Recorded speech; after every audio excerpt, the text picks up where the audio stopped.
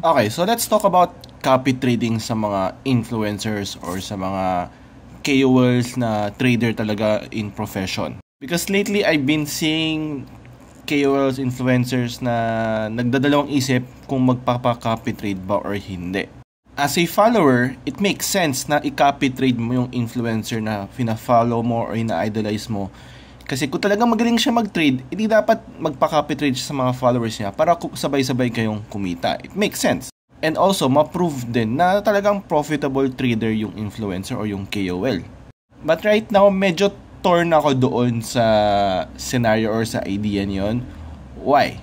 So imagine mo, itong influencer na to, ang dami yang ways para gatasan or pwede niyang pagkakitaan yung followers niya. At yung copy trading ay isa sa mga ways niya pwede ka nilang pagkakitaan. So imagine mo, itong influencer na to, nagbebenta ng courses, nagbebenta ng trading masterclass.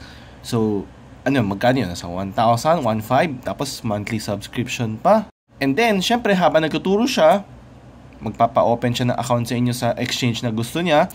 So, gagamitin mo yung referral niya. And that's okay, walang problema yon.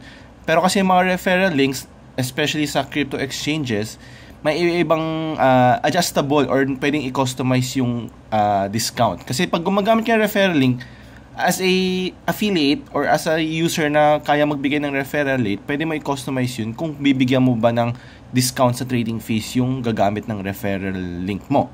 So ulitin ko, meron power yung referrer mo na mag-customize kung bibigyan ka ba ng 10% trading discount, 20%, 25%, or 0%. So yung influencer, meron siyang power bigyan yung followers niya ng either 0% trading fees discount or 25% trading fees discount pag ginamit mo yung referral link niya. And syempre yung other percentage ay mapupunta sa kanya, commission niya, and dun sa exchange.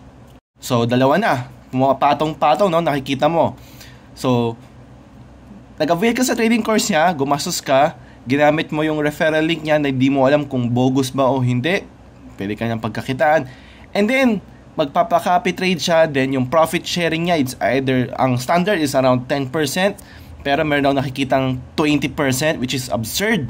And ang technique sa copy trading is, if ikaw yung lead trader, or ikaw yung influencer, hindi mo naman kailangan ng malaking capital para mag-trade, kasi by percentage naman yun eh.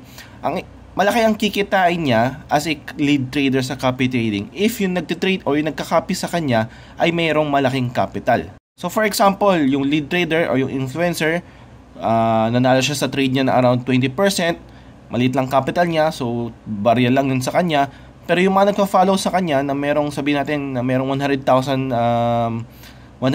na capital, nanalo siya ng 20%, yung 20% nakita niya, which is around 20,000 pesos, then 20% doon ay mapupunta doon sa lead trader. So doon talagang kumikita ang mga copy traders or yung mga lead traders sa capital, depende sa capital ng mga nagpa-follow sa kanya. So 20% ng 20,000 is nasa around 4,000 pesos. So yung 4,000 pesos na dapat nakita mo dahil sa profit sharing ay mapupunta doon sa lead trader. So again, imagine mo, maliit lang capital niya, yung sariling trade niya 20%, barya lang nakuha niya, pero dahil marami nagpa-follow sa kanya, marami nagka-copy sa kanya na merong mas malaking capital, doon talaga yung kita niya, doon talaga siya kumikita. Imagine mo, if pinayagan mo mag-copy trade yung influencer, magkakaroon ng third layer yung influencer na pwede kang pagkakitaan. Trading course, referral, and copy trading. Na wala namang problema sa lead trader or influencer na nagpapa-copy trade kung naayon naman yung profit sharing niya sa standard, which is yung 10%. Better if 0%.